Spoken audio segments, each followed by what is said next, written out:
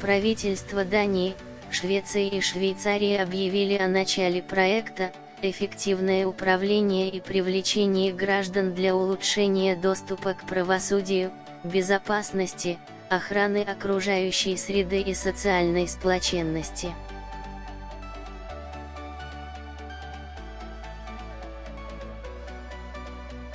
В его рамках европейские государства обещают выделить для Донбасса более 14 миллионов долларов, сообщает сайт программы развития ООН, ПРООН.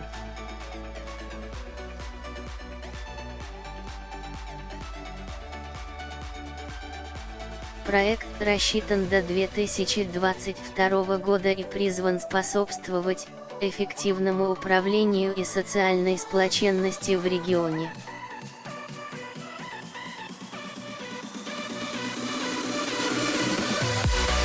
Из-за конфликта на востоке Украины, который длится уже 5-й год, гражданское население понесло значительные потери, погибло 3300 мужчин, женщин и детей, получили ранения около 9000 мирных жителей.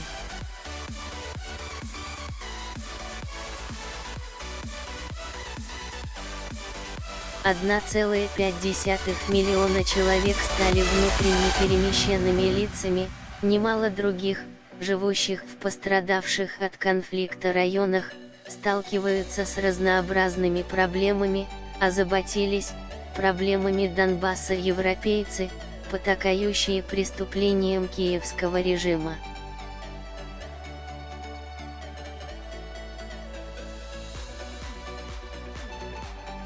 Кризис доверия можно преодолеть, только создавая рабочие места, преодолевая бедность, реализуя антикоррупционные мероприятия, внедряя правоохранительную и судебную реформы, а также обеспечивая права человека, пояснили в ООН.